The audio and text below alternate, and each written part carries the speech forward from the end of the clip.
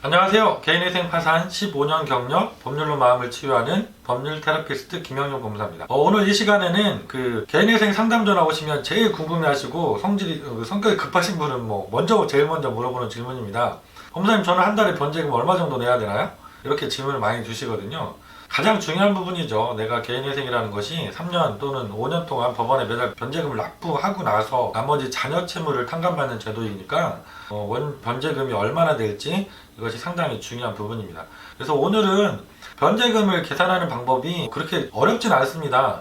크게 두 가지 원칙을 지켜서 계산을 해주시면 되는데요. 그 부분을 제가 약간 어려울 수도 있어서 화면을 준비해 봤거든요. 그래서 실제 사례를 보여드리면서 설명을 좀 드려보도록 하겠습니다.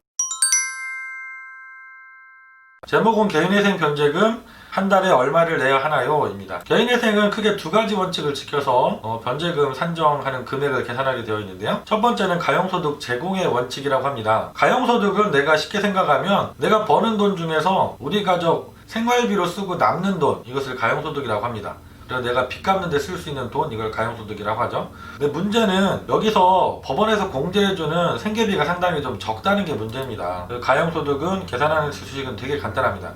월 평균 내 소득에서 법원에서 인정하고 있는 최저 생계비를 빼고 남은 돈이죠. 그럼 최저 생계비가 얼마나 될까요? 제가 적다고 말씀드렸는데 2020년 그리고 2021년 기준으로 최저 생계비를 보여드리겠습니다.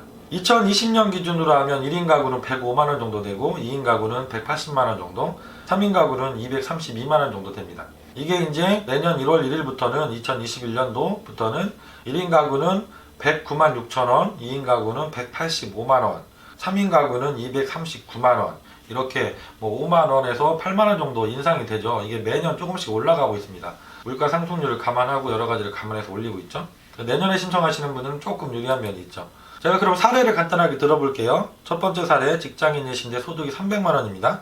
결혼을 하셨고 배우자는 자녀들이 어려서 아직 소득 활동을 못하고 계십니다. 이때 미성년자 자녀가 2명 있다고 하면 3인 가구가 되시죠. 그래서 이분의 월 평균 소득 300만원에서 3인 가구 232만원 정도를 빼면 이분의 월 변제 금액은 67만 7천원 정도 되시는 거죠.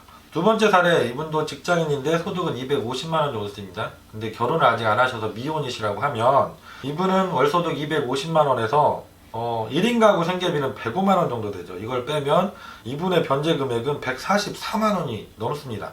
이렇게 보시는 것처럼 내가 소득이 얼마냐도 중요하지만 내가 부양가족을 몇 명으로 산정받을 수 있느냐, 이것도 상당히 중요합니다.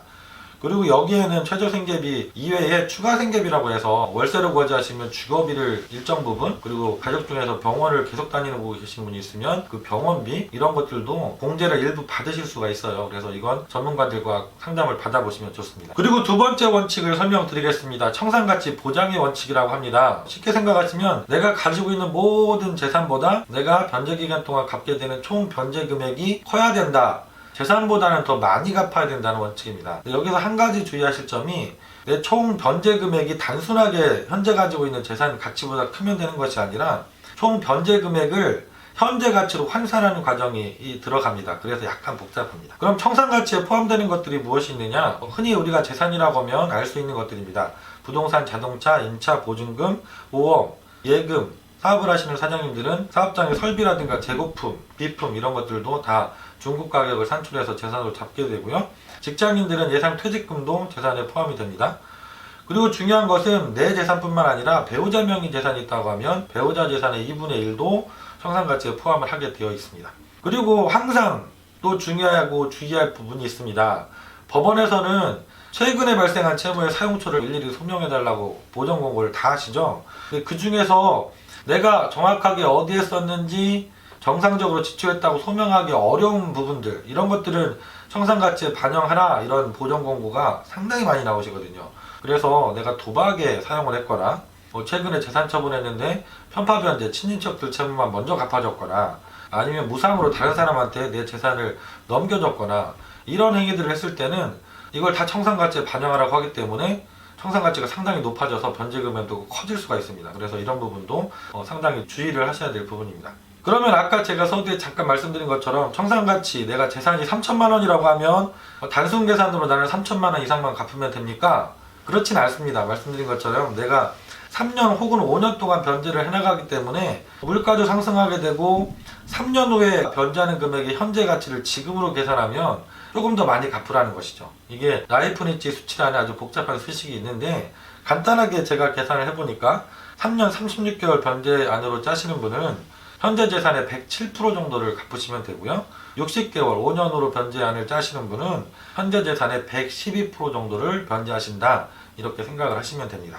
그래서 아까 소득 기준으로 설명드릴 때 사례 1번을 다시 설명드리면, 이분이 다른 조건은 같은데 재산이 5천만 원 현재 가지고 있다라고 가정을 했을 때 이분은 5천만 원 재산에 대한 변제금을 얼마를 내야 되느냐, 5천만 원에다가 이분이 3년을 갚는다 생각하면 107%를 계산하면 5,350만 원이 나오죠. 이것을 36개월로 나누시면 한 달에 148만 원 정도를 납부를 하셔야 됩니다. 아까 소득 기준으로 했을 때는 67만 원 정도를 납부하시는 경우였지만 재산이 5천만 원 있는 경우라고 하면 이분의 최종적인 월 변제 금액은 148만 원이 됩니다. 그래서 이분 같은 경우는 선택을 하셔야 됩니다. 내가 3년 동안 148만 원씩 갚아나갈 것인지, 아니면 변제 개월수를 늘려서 내가 36개월이 아니라 40 몇 개월, 50개월 이렇게 기간을 길게 늘려서 변제를 할 것인지, 두 가지 중에서 선택을 하실 수가 있습니다.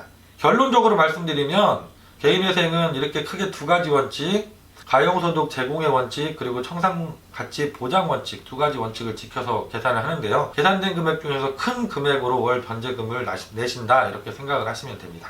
오늘은 좀 수식도 들어가고 해서 복잡해 보일 수도 있지만 간단하게 정리하면, 내가 버는 돈에서 생계비를 공제하고 남는 돈을 내야 되고, 재산이 있다고 하면 그 재산보다는 많이 갚아야 된다. 그리고 두 가지 원칙 중에서 크게 계산되는 큰 금액으로 변제금을 산정해야 된다, 이렇게 이해를 하시면 되겠습니다. 다음 시간에도 좀 더 알찬 정보를 가지고 찾아뵙도록 하겠습니다. 김영용 법무사였습니다. 감사합니다.